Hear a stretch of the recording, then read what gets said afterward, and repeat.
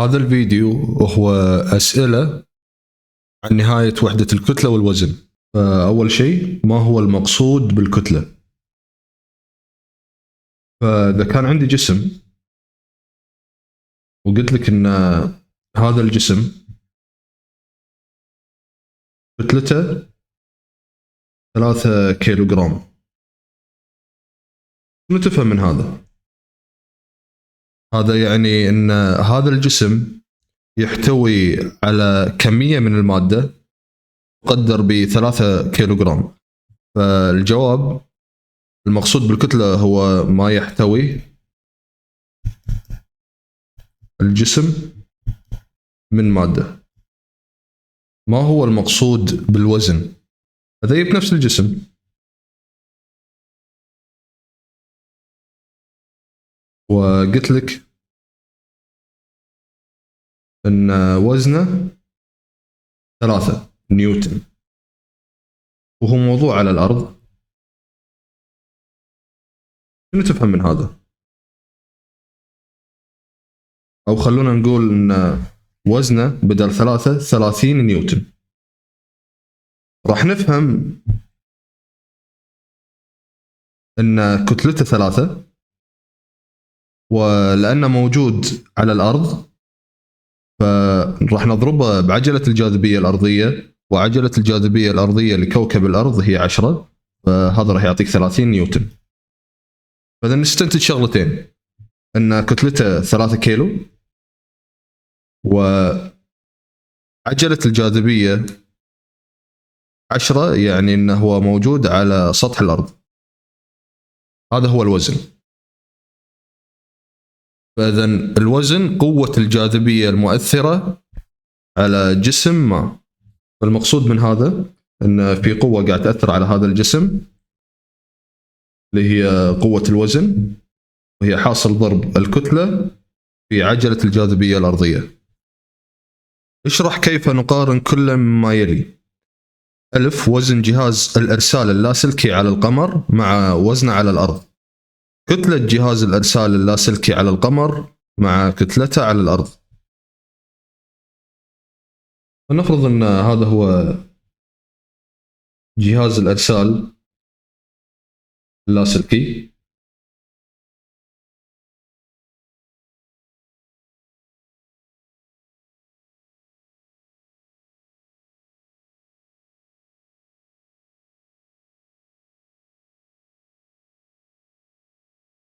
هذا الجهاز لما تحطه على سطح الأرض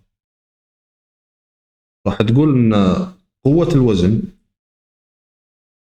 W هي حاصل ضرب الكتلة بشدة مجال الجاذبية. فإذا كانت كتلته على سبيل المثال 3 وهو محطوط على سطح الأرض، فإن شدة المجال على سطح الأرض 10، يعني الوزن 30 نيوتن. لكن نفس جهاز الإرسال هذا إذا حطيته على سطح القمر، نفس القانون، W تساوي mg. W كتلته قلنا ان هي 3، الكتله ثابته سواء على سطح القمر او على الارض او على المريخ او على اي مكان، لان الكتله هي ما يحتويه الجسم من ماده. اما العجله تغيرت لان تغير الكوكب،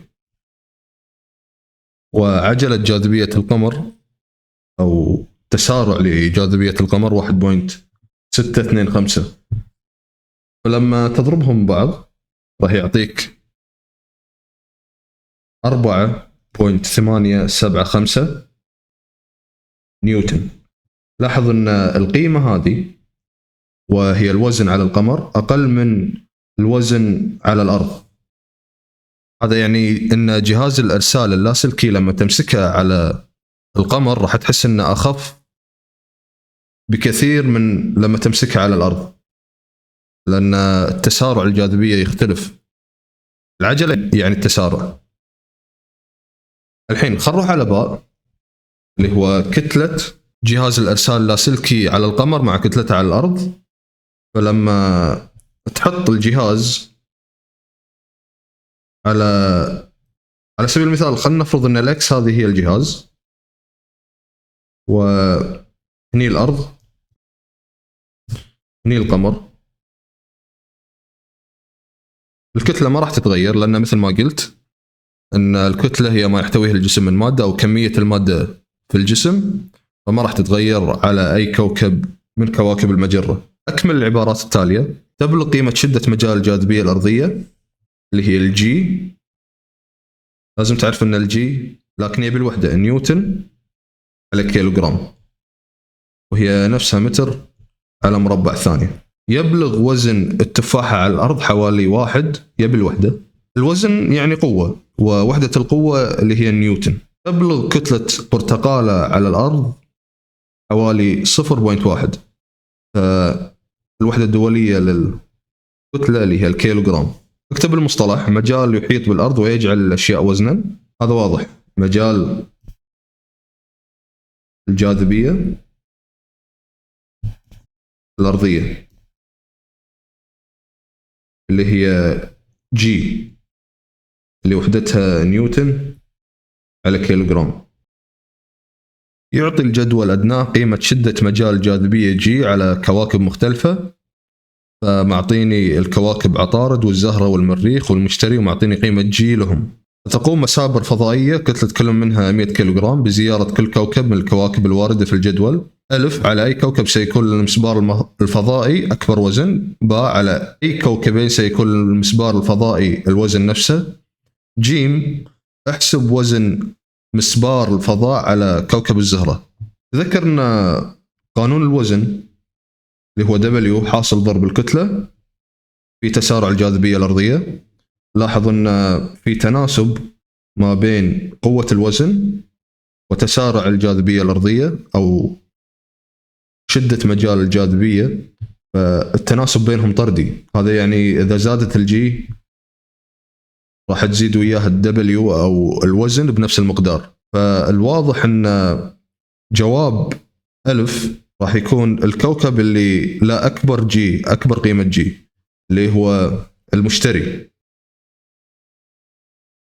تقدر تحسبها، تقدر تقول أن الدبليو الأم قال إن هي 100 كيلوغرام، والجي معطيني إياها بالجدول 25 نيوتن على كيلوغرام، فهذه تروح مع هذه راح يعطيني الوزن 2500 نيوتن. تقدر تجرب مع الباجي، راح تلقى ان قيمة الوزن لكوكب المشتري اكبر شيء. نروح على باء، نلاحظ ان قيمة جي لكوكب المريخ وقيمة جي لكوكب عطارد متساويين، وبالتالي الجواب راح يكون عطارد والمريخ. نروح على جيم، احسب وزن مسبار الفضاء على كوكب الزهرة. راح نقول ان الدبليو تساوي الام بالجي. الام هي 100 كيلوغرام، اما الجي راح ناخذ شدة مجال الجاذبية للزهرة اللي هي 8.9، فهذا راح يعطينا 890 نيوتن. على فكرة كوكب الزهرة بالانجليزي فينوس. يبين الرسم أدناه جسمين A و B على كفتي الميزان، هذا A وهذا B. قوة الجاذبية الأرضية المؤثرة على وحدة الكتل هي G تساوي 10 نيوتن على كيلوغرام، ووزن الجسم A هو 1.25 نيوتن. أحسب وزن الجسم B، كتلة الجسم A، كتلة الجسم B.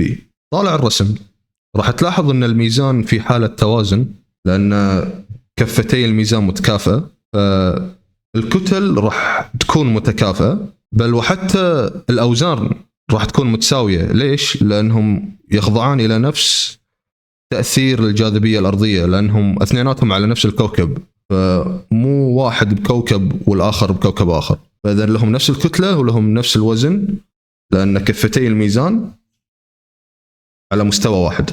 فإذا راح نقول وزن كتلة A يساوي وزن الكتلة B، وكلهم يساوون 1.25 نيوتن. إذا جاوبنا على ألف. نروح على باء. وزن الكتلة A هي حاصل ضرب الكتلة A بالجاذبية الأرضية.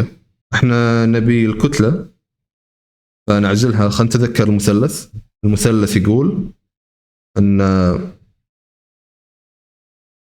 الوزن فوق وتحت الام والجي. احنا نبي الام، راح نغطيها، راح نقول ان الام هي حاصل قسمة W على الجي. فالW اللي هي طلعناها اللي هي هذه 1.25 نيوتن على جي.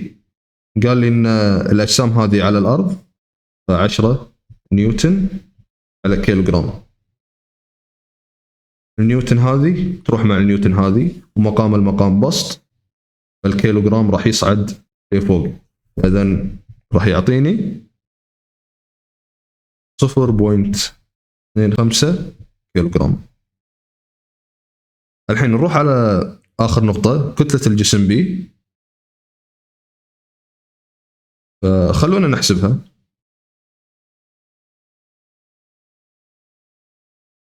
نفس القانون ما راح يتغير. وزن الجسم B اللي هو 1.25 نيوتن، وعلى 10 نيوتن على كيلوغرام. فالنيوتن هذه تروح مع النيوتن هذه، يتبقى عندي الكيلوغرام ومقام المقام بسط، فيطلع 0.125 كيلوغرام. مثل ما توقعنا ان الكتل متكافئة لان الميزان في حالة توازن.